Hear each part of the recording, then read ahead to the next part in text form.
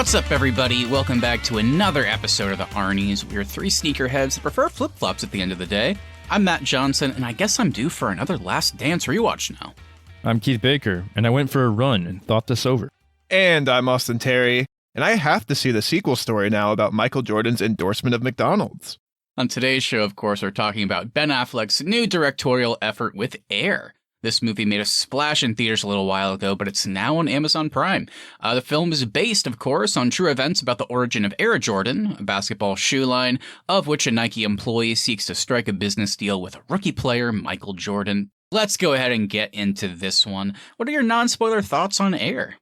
Yeah, I guess I don't have a ton to say, not in a bad way. I thought it was a fine, well-executed movie. I think the writing is kind of the standout for this movie. The star power, of course, you've got Ben Affleck, Matt Damon, Jason Bateman, Chris Tucker. Everybody kills it. I don't think there's a bad part of this movie. I think maybe the reason why it might sound like I'm a little down on this one is, well, I did think it was very well executed. I just was kind of left like, by the time the movie ended. Like, I thought it was fine. There's not like any major, big, like tense moments. The story itself is very interesting, but there wasn't really like a standout like message or anything beyond that. Like I definitely learned a new story about the endorsement of Nike and Michael Jordan. But beyond that, I was like, yeah, it was a good watch, good time. I'll probably forget it though within 2 weeks of watching the film. So I think it's good. I think it's worth watching, but I don't have any like major standout thoughts on this one, I guess.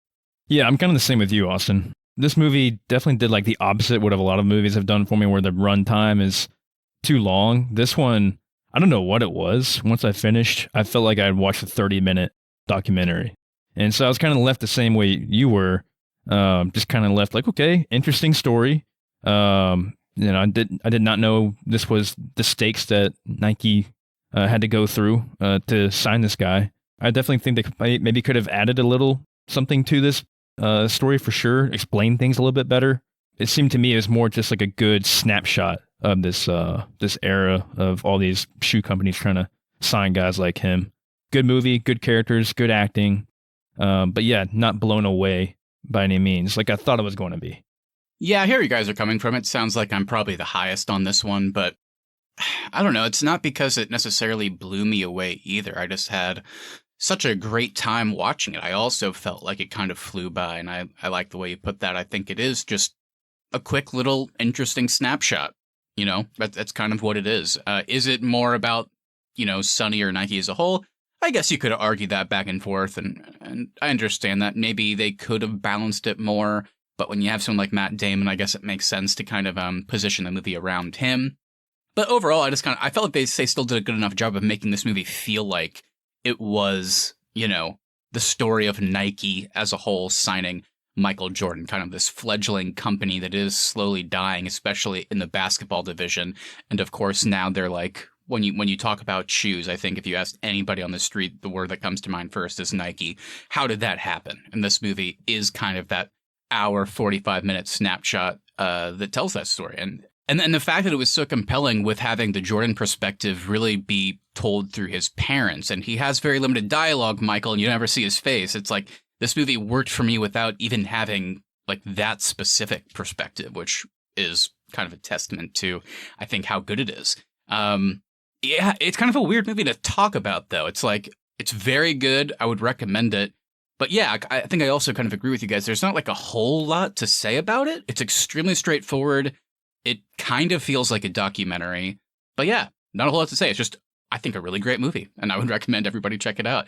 And I wasn't surprised at all to see that the screenwriter, he wanted to write this after watching The Last Dance, the incredible, Jordan and the Chicago Bulls docuseries over on Netflix. He watched that, and apparently, I guess they mentioned, I can't remember, I haven't watched it in a while, they mentioned briefly how Nike signed Jordan, and the writer of this movie was like, how did that happen?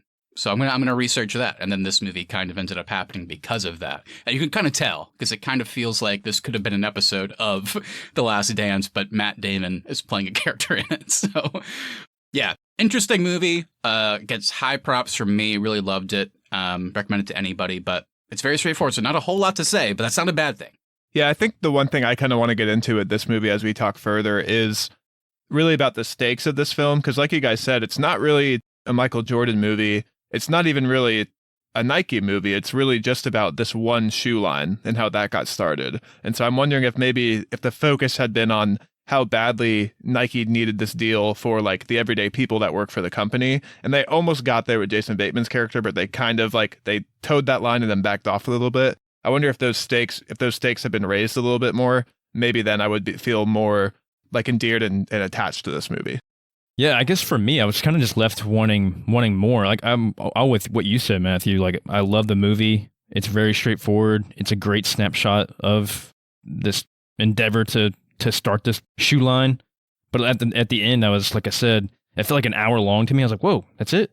We're done? Like I was just not getting into it and all that. I was left wanting to see what the results were, even though we know the results, obviously it's a true story, but I wanted to like see that play out, I guess. And I would have liked to seen, I guess, a little bit more of the other roles of people in the company. I did too.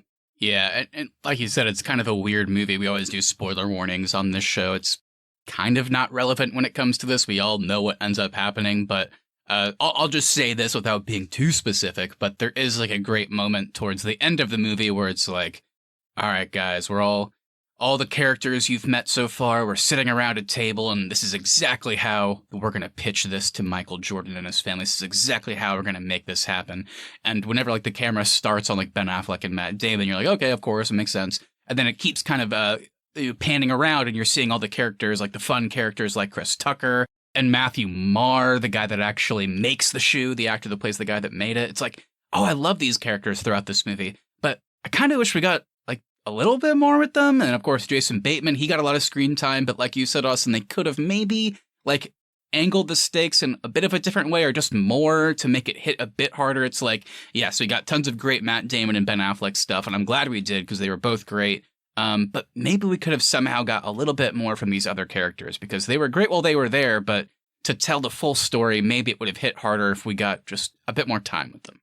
I do also want to be clear. I think it's a really good movie. Like I had a blast watching it. I just think in the grand scheme of everything we've watched this year, Air's probably not going to stand out for me at the end of the year. I'll probably look back and be like, oh yeah, that was a fun movie. Yeah, I'm the same way. Yeah, I'm curious where it will be for me at the end of the year because I could definitely see it being in the top 5, like in terms of quality, at least at this point. And especially knowing what's coming, I definitely see it being up top, but I also could see it potentially being one that I forget about, not because it's bad, but because, like we've said, it is so straightforward. It is so kind of like docu-feeling. And again, it's not a bad thing, and I love those types of movies, but there's just something about it that feels maybe almost too straightforward that, like, you love it by the end, but then you kind of don't necessarily think about it again. And maybe that's also because we know parts of these stories. Like, I don't know what it is, but I love it, and I kind of potentially see it kind of maybe leaving my mind in a few weeks. But we'll see. I hope not. All right, so if you're somebody out there that is still, hanging on bated breath to wonder if Michael Jordan ends up becoming successful via Nike and via Air Jordan, it's time to officially drop our spoiler warning. So the rest of this episode, we're going to go ahead and get into all the details of Air. We're going to talk about the things we loved, maybe some of the things here and there that we didn't. Sounds like we all give this one a glowing recommendation. If you missed it in theaters, you can now check it out very easily over on Amazon Prime. So go ahead and do that. And yeah, guys, let's get into it. I'm excited to talk about it. Is there going to be some new favorite Jason Bateman quotes? Ooh. Maybe. Huh? I know it. Yeah, I know it. So let's dive in.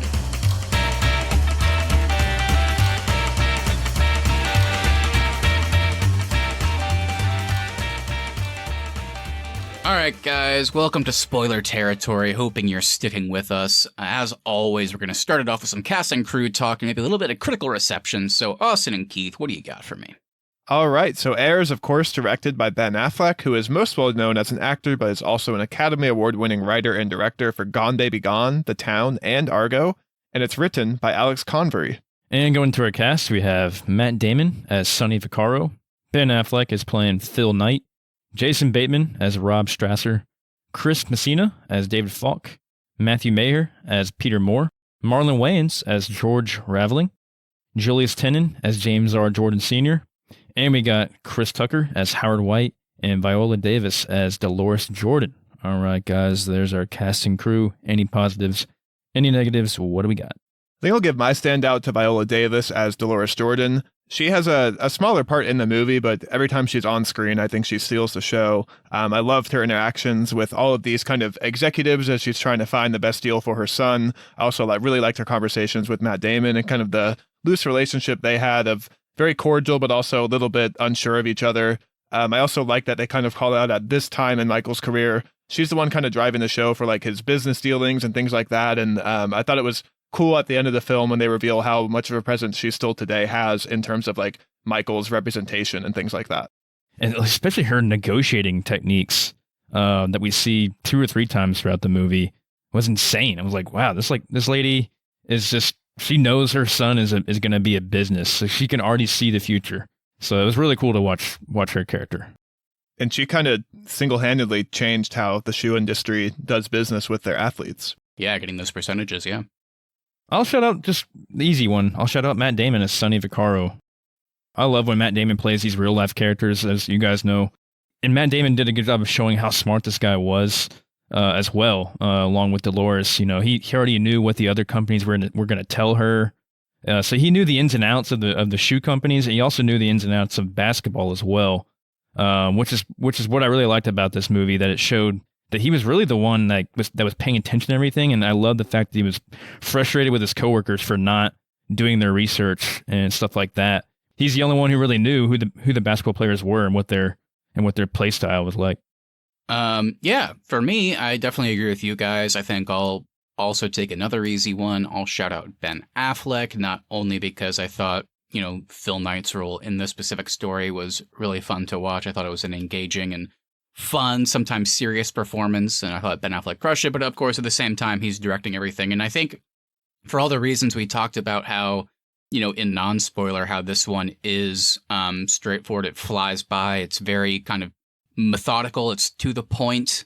For some of those things might be negatives in our minds for aspects of the movie as a whole, but I think they are actually all positives in terms of Affleck's direction, because it's just so crisp, it's so clean, it seems so effortless, and he did all of that while playing a big part in the movie as an actor as well. So I just found it very impressive, even though the movie itself, while I think of great quality, it's like, I think it's very easy to watch it and be like, sure, the actors were great, the directing was fine, I guess, like the screenplay was great, but I actually think sneakily, his direction in this movie was very top notch. So shouting him out on both sides of the camera.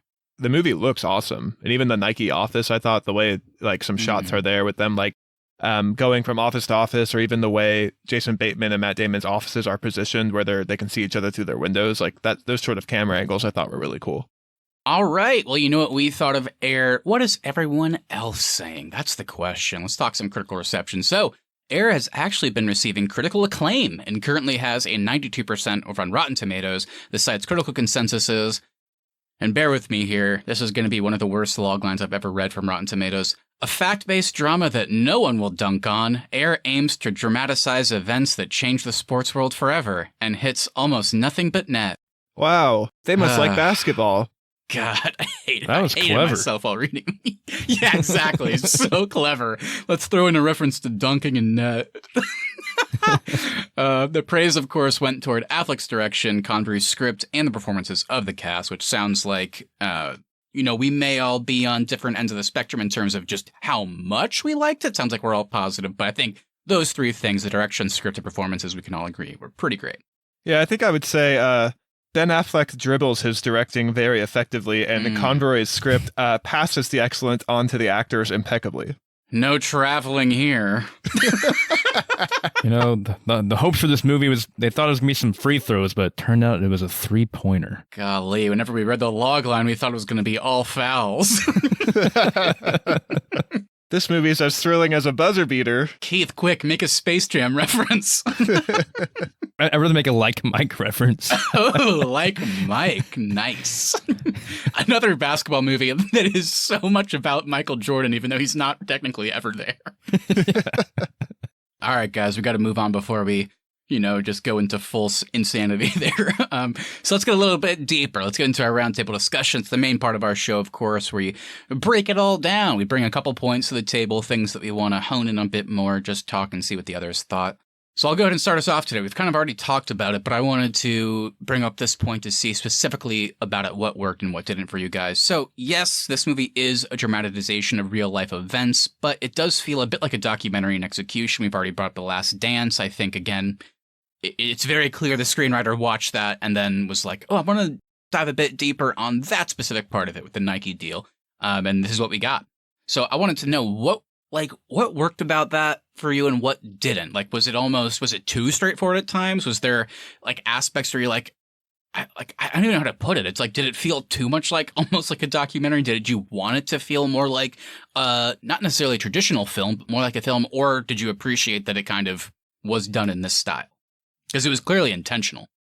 Yeah, I think for me, the straightforwardness really plays into the lack of stakes that I felt with this movie, because the way the movie is presented, it kind of makes it seem like all they really had to do was get Michael in the room. And that was the hardest part of this whole story, was just getting him to agree to take the meeting. Like, everything else beyond that just kind of made the story seem easy. And it doesn't seem like it was that easy, like in real life. It looks like a lot of hard work and effort like went into this to make this deal happen. But the movie itself, with how straightforward it is, almost presents it as being pretty easy for the guys once they got the family on the phone.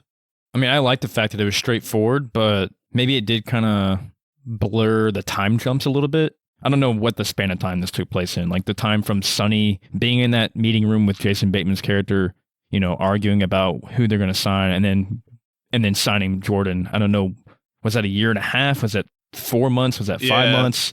That's a good point, because it kind of seems like a week almost. Yeah, it was long enough for Matt Damon to look completely different by the end of the movie. Did you guys notice that? It looked like by the end he had lost like 30 pounds. He was wearing a different wig. He was completely clean shaven. I was like, do we have to do reshoots for, is Matt Damon shooting something else right now? I was like laughing. He looks completely different. I think I also would have liked more of a focus on the rivalry between Nike, Converse, and Adidas. I don't know. I just feel like a lot of the interesting stuff of this story got really glossed over. Yeah, I get that. I think it worked well enough for me, but I can also see the other side. I think you're right. I think all we really needed to know is that they had stars over at those companies, and Nike, having, you know, the lowest market share, did not have any. And that kind of, you know, becomes the story of like, well, we don't want to get a star. We need to get like a generational talent and build a shoe around them, not just have them wear our shoes. Like, let's, you know, make a shoe for that person that they can, you know, market just by wearing it. And of course, that's what ends up happening with Air Jordan. So I like that aspect. But like I said, I can also see the other side of whenever the movie started and it was talking about Converse and Adidas. I mean, those are, of course, are companies that are still, you know, huge today, but in a different way. I mean, Nike blows them out of the water. So I was kind of like watching like, oh, interesting, Converse. So they were huge in basketball. That's interesting. Like, why? Yeah. You can't picture NBA players like wearing Converses today because they're not really known as a basketball shoe. They're more known as like a skating or a casual shoe.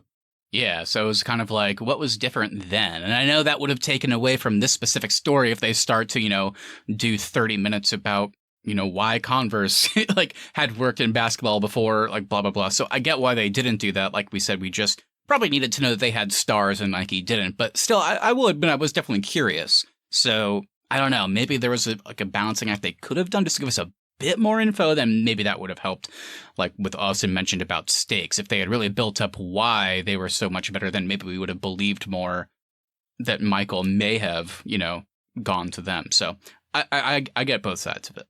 Everything we're touching on, I think, kind of plays into the various characters in this movie, too, because you have Phil, which kind of gives you the Nike history story a little bit whenever he's on screen. And then you have Jason Bateman, who talks about their marketing.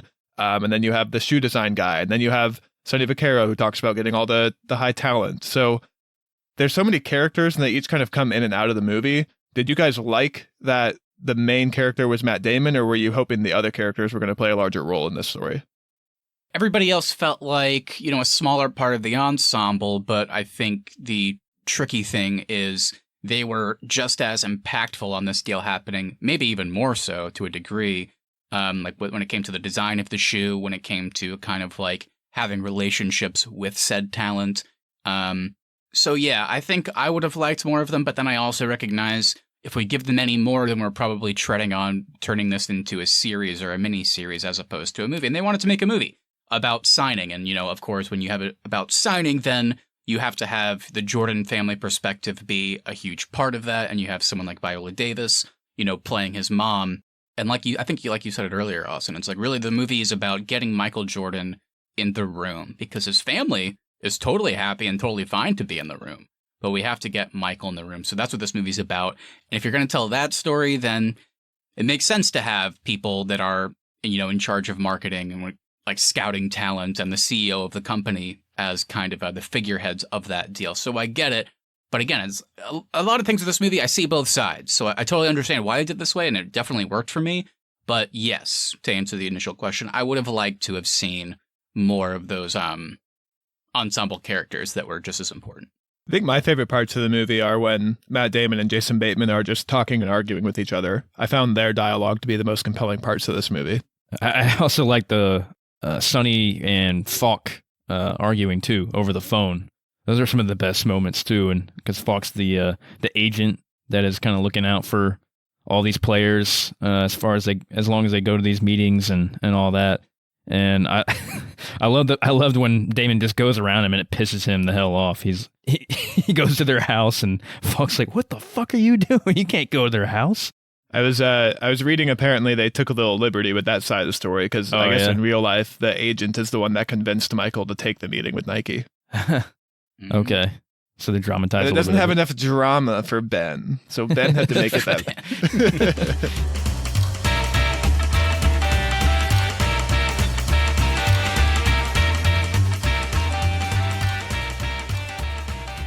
I'm glad they put in the scenes of Michael and his family meeting with Adidas and Converse, because if we didn't get those, then I think it would have seemed very easy at the end for them to all walk in and then you just give, the classic impassioned third act speech, and then it's like, all right, I'll sign. It's like, okay, that was cool, but, maybe a bit too easy. So I'm glad we got those other scenes to kind of balance it out, and I love seeing Matt Damon talk with Viola Davis, and he basically lays out exactly what he thinks those companies are going to tell Michael and the family, and then he kind of knocks it out of the park. He's exactly right. So that's one aspect that made me invested towards the end. But I think kind of all these little nitpicks we have when it comes to showing us more of this story, some of more of these characters, it does. I'm trying to get on board. It does take a little bit away from the stakes, like you guys talked about. I was still invested at the end, but I mean, how'd you guys feel? Was there enough there in the story that they showed us? Did you still feel, at the end, wow, we did it, or was it too easy? I guess. I mean, part of it is not the movie's fault, but we already know how the story plays out. So you're kind of that Michael's going to sign with Nike. So there's not really any tension there of oh, is he going to do it? Is he not going to do it? I will say when the movie ended and they were kind of building it up to be Michael changed everything in the shoe industry and now we do it this way, I was kind of rolling my eyes a little bit because it's instead of getting a slightly smaller check from Nike, he got a larger check and still got his NBA salary, and same with all the other NBA players. So I was this kind of really only impacted the executives and the famous athletes. It didn't really impact nobody at Sonny's level at Nike is getting 1% of the profits or something like that. So I was rolling my eyes a little bit at how much they tried to build up how important this thing was for the industry when really it's just kind of impacting the people at the top. But it still was interesting to see how one person and one family changed the entire way the shoe industry has been run for all the years before this. They did a good job of explaining the offers. They're going to offer them $250K a year from Adidas and something, whatever figure it was from Converse. And so, yeah, like you said, they're offering this kid a percentage of the profits. That's what? No one's done that. That's insane. So Nike had to stand apart somehow. So it made sense for them to agree to Dolores's demands there with that last telephone conversation they had. Yeah, and like we say, we get a lot of Sonny and Phil Knight in the movie, but even for me, someone that I think likes this movie the most, there was a part of me towards the end, and you guys both alluded to the bored aspect of the movie, but whenever Sonny's kind of begrudgingly going to tell Phil Knight that they're agreeing to it, but there's a huge issue, and it's that, they want to sign with us specifically, everybody matched our deal, but the one caveat is Michael has to get a percentage of every Air Jordan sold. And then Phil Knight's and Sonny lays well, I have to tell Phil this, but he's going to say no, because of course he's going to say no. That's not how it works. But then he says yes, and he's I believe in you. I believe in the talent.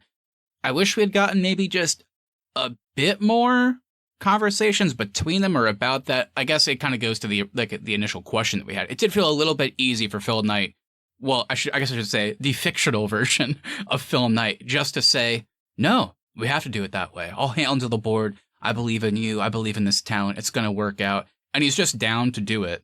I was like, when that happened, I was very curious. Well, what happened in real life to lead them to actually say it's worth doing? Because there was a little bit like, oh, okay, I guess he's down to do it. And I didn't 100% know why. Again, I didn't need to, but I still was kind of curious. I was also wanting to know more about Phil Knight's and Sonny's relationship. Like, why is Sonny able to talk to him like this? Why is he able to just walk up and get a meeting with the CEO? How well do they know each other? How much have they worked together throughout their Nike career? Yeah, I was curious about that as well. He was very familiar with the CEO of the company, one of the founders of the company. He's just walking into his office every day and yelling at each other. So I was kind of confused by, I guess, the hierarchy of the company and how that worked. I totally agree. It honestly sounds like every negative we have is like because of a positive in a weird way. It's like we just wanted more of a good thing is really what it comes down to. It's a great movie. Just wanted more of the story. We just wanted more. But that, that's not always good because I agree. Some of these things we could have gotten fleshed out a bit more, But so I know we've kind of already talked about it, but I did kind of want to put like a final stamp on it just to see where you guys are at. Because apparently Michael Jordan, I mean, he's not a producer, an executive producer. He has no involvement with the movie other than he did meet with Affleck and they talked about ideas and stuff. So they did meet and talk about the movie. And I loved reading that Michael Jordan is the one that said he wanted Viola Davis to play his mother. And so that's how that happened. I thought that was really cool and a great choice. But because Michael, it's a weird thing for people that may have not seen the movie yet, but he's in the movie, but you never see his face, and he has very limited dialogue, and it's done in a way that doesn't feel egregious. It's very weird and very well done. But how did you guys like because of that really it's because we're getting, his mother and father as his spokesperson? I think a big part of that is because he's considered very good. He's the third NBA pick, but he is a rookie. So it's almost like he has to have, people that know what's going on do the talking in a strange way. But did you like that? Did you like that really the Jordan family perspective is through his mother and father, and that's kind of all we get? Yeah, for me it did. And I think it's an interesting take on this type of story because if any other story could have just had this movie mainly be about Michael Jordan's amazing basketball feats and then thrown in the part about how he got this deal with Nike. But at this time in Michael's life, it kind of makes sense that you would focus on his mom because his mom is, for all intents and purposes, the decision maker. They even say that many times. She's the one running this household. She's the one running everything Michael's doing. So it makes sense that she would be more involved in these conversations, in these negotiations, because all Michael really is there to do is say yes or no. But her mom's the one figuring out the actual finer details of the contracts. Yeah, I think it did a good job of kind of building that mystery with him too, even though we know who he becomes. But at this point, has not won any championships yet with the Bulls. Like you said, he's a rookie. So it was cool that it kind of kept him in the dark and didn't show his face or have any dialogue with him. That's a really good point because it's like, yes, again, he is the third pick in the overall NBA draft. So that's, obviously he's crazy talented, but by like almost not having him in the movie and just being this like mystical figure that we only see from behind, it kind of adds to the whole aspect of thinking that Sonny's kind of crazy. It's like, well, why this guy? And he keeps saying he's a generational talent, but the fact that we never really see him in the traditional sense and never really hear him talk, then like the way you would expect from a movie kind of adds to that. It's like you almost like doubt Sonny. If like we had seen Michael playing in this movie, if it was like a traditional biopic, then I think we would have been every scene where Phil Knight's saying you're crazy would have been like, no, you're crazy. But because of the way they did it in this movie, you kind of get it. You kind of get his side of like, why this guy? Why I gave you $250K to buy 3 players and you want to take all that money and give it to one? You're an idiot. And so I think the way they did it actually made the movie work overall. They also point out that Phil Knight isn't a basketball fan. So Matt Damon's character has to seem even more crazy to Phil Knight because he probably has no idea who Michael Jordan even is. Yeah, well, speaking of that, I thought it'd be a fun way to close out. We have Phil Knight, played by Ben Affleck, of course. And Affleck has proved time and time again to be a very competent director. Live by Night really being probably his only miss. I think that was his 4th film. But that was in 2016. So it's been 7 years since he directed something, which is kind of crazy to think about. Because, Gone Baby Gone, The Town, Argo, those were pretty back to back. But what are you hoping to see from him in the future? Especially now that his production company, Artist Equity, has been officially formed with Matt Damon. So it sounds like they're going to be working together a lot more in the future. Does that mean they're going to be acting together in everything that maybe he directs or they write together? Probably not. But I mean, I don't know. We kind of got something very different from him with this movie. So I don't know. Are you guys excited for their future? Because I am. Yeah, I think I'll take the easy one. I still have high hopes that he will direct something for James Gunn's DC, whether that's Batman or something else. I just want to see his style behind the camera applied to a comic book movie. I think it would be really cool, really interesting. The way he writes and like films sequences in like very rapid succession, I think could like lend to a pretty cool origin story or something like that. So I want to see that talent applied to that type of story. I'd also like to see something else like this too. Take another historical figure or another historical story and adapt it into a movie. If Damon wants to be attached or other great actors want to be attached, I think it would work. So he does a good job of telling these real life stories like this one in Argo. Yeah, he seems to have like a specialty for these biopics. Yeah, for sure. Yeah, I kind of want to see him go back to his roots maybe in his next one. Gone Baby Gone. A heist movie? Oh. Almost, but yeah, Gone Baby Gone, his first movie, is just one of my favorite like mystery thriller type movies. I like him to see. Ooh, yeah, you got to see Gone Baby Gone. Very good.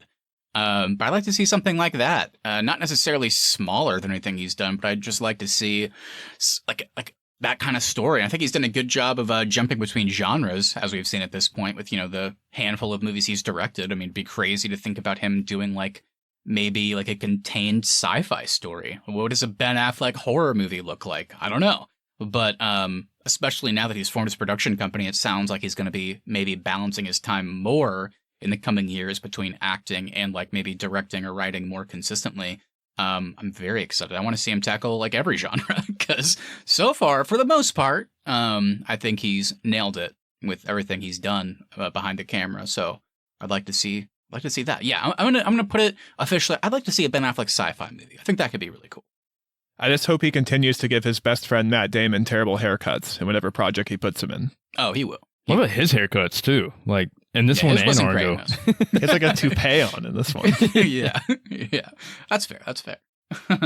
All right, well, with that, let's go ahead and start to close out the show here. Before we do that, of course, it is time for our Arnies Podcast Awards, the part of our show where we take something from the thing we just watched and talked about. It can be positive, it can be negative, it can be something in between. It's just something that we think deserves specific praise. So, guys, what do you got for me? Is it Ben Affleck's weird toupee hair? It could be. What you got? It kind of plays into that. I'm going to give the Thank God You Didn't Design the Shoes award to Phil Knight or Ben Affleck because he clearly has terrible tastes. His haircut is horrible. His grape car is the ugliest thing I've ever seen. And his tracksuits are not fun to look at. Even though it is Ben Affleck, that man cannot pull off a tracksuit. So if he was designing that Air Jordan shoe, Michael would have said no. So it's a good thing he's not designing these shoes. I'm also going to give an award to Phil Knight, and that is the Stinky Feet Award. He is constantly taking his shoes off in his office and propping his feet on his desk. And if he's running all day and it looks like he has not changed his tracksuit when it cuts to him from running, his feet are probably stinking. His office must smell horrible. My award, of course, is going to Jason Bateman, who gives probably the best performance in this film. He gets the best quote of the movie award, and it's his great quote that I think we all remember from this film where he goes, yeah, look at that shoe. I don't know about it, but let's go with it. I like it. Air Jordan? Okay. All right. If you say, I don't know, but I like it. I like it. My favorite is when he goes, well, I don't love it. Well, I don't love it. I also thought about giving the Disturbing Trend Award because, of course, we watched Ambulance a few weeks ago and a character just randomly says, I have herpes and I love it. And then in this movie, another character says, I have herpes and I love it. And it's just becoming a disturbing trend in our modern day movies. We have to practice safe sex. That's true. Do you think Indiana Jones 5 might have a similar line from Indy himself? Oh, I have herpes and I love it. Well, I guess in this version it would be more like, I have herpes and I love it. And then John Williams' score comes in. Da, da, da, da. Wow, what a character. He's got herpes. Yes, he does. He's got herpes. Oh, man. Well, before we start to break down every upcoming release this year where they will mention that they have herpes and they love it, thank you all so much for listening. If you enjoyed this episode, make sure you hit that follow button so you never miss our upcoming content. Also, if you wouldn't mind sharing us with a friend, we would appreciate that to continue to grow our show.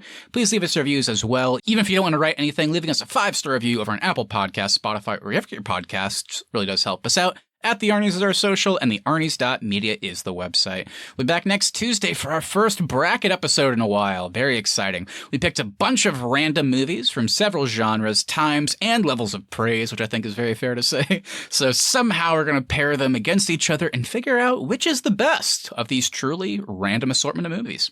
And lastly, we want to hear from you, so please send us a message on Instagram at the Arnies or email us thearniesmedia@gmail.com. What did you think of Air? What was your favorite Jason Bateman quote? Anything you say, we'll read on the show and react to it live in our latest episode. That's right, everybody. Hope you enjoyed this one. Have a great rest of your week. We'll be back next time with a brand new bracket episode for you. See you then. See ya. Well, I don't love it.